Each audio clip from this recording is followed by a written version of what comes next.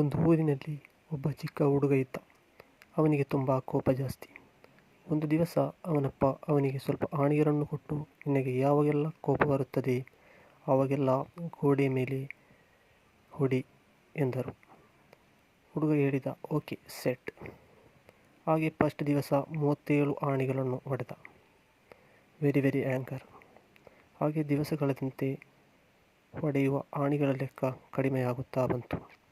ಹಾಗೆ ಯೋಚನೆ ಮಾಡಿದ, ಆಣಿಗಳನ್ನು ಹೊಡೆಯುವುದಕ್ಕಿಂತ ಎಷ್ಟೋ ಮೇಲೂ ನನ್ನ ಕೋಪವನ್ನು ಕಂಟ್ರೋಲ್ ಮಾಡುವುದು. ಹಾಗೆ ಅವನ ಕೋಪ ಕಂಟ್ರೋಲ್ ಮಾಡಿದ.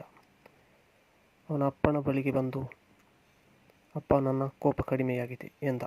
ಅಪ್ಪ ಹೇಳಿದರು, ನಿನಗೆ ಯಾವ ದಿವಸ ಎಲ್ಲ ಕೋಪ ಕಂಟ್ರೋಲ್ ಮಾಡಲಿಕ್ಕೆ ಆಗುತ್ತದೆ ಆ ದಿವಸ ನೀನು ಹೊಡೆದ ಆಣಿಗಳನ್ನು ಗೋಡೆಯಿಂದ ತೆಗೆಯಬೇಕು. ಹಾಗೆ ತುಂಬ ದಿವಸಗಳು ಕಳೆದು ಹೋದವು. ಮತ್ತು ಫೈನಲಿ ಅವನಪ್ಪನ ಹತ್ರ ಬಂದು ಹೇಳಿದ, ಎಲ್ಲ ಆಣಿಗಳನ್ನು ಗೋಡೆಯಿಂದ ತೆಗೆದೆ. ಓಕೆ. ಅಪ್ಪ ಬಳಿ ಬಂದರು. ನಿನಗೆ ಈಗ ಕೋಪ ಕಂಟ್ರೋಲ್ ಮಾಡಲಿಕ್ಕೆ ಆಗುತ್ತದಲ್ಲ, ವೆರಿ ಗುಡ್. ಒಮ್ಮೆ ಈ ಗೋಡೆ ನೋಡು.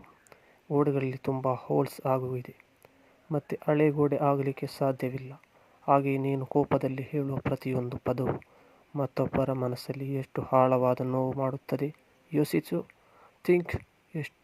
ಎಷ್ಟು ಸಾರಿ ಹೇಳಿದರೂ ಅವರಿಗೆ ಹಾಗೆಯೇ ಇರುತ್ತದೆ. ನೆಕ್ಸ್ಟ್ ಟೈಮ್ ಕೋಪ ಬರುವಾಗ ಇದನ್ನೊಮ್ಮೆ ಯೋಚಿಸು. Okay. Kannada creator channel support ಮಾಡಿ, ಸಬ್ಸ್ಕ್ರೈಬ್.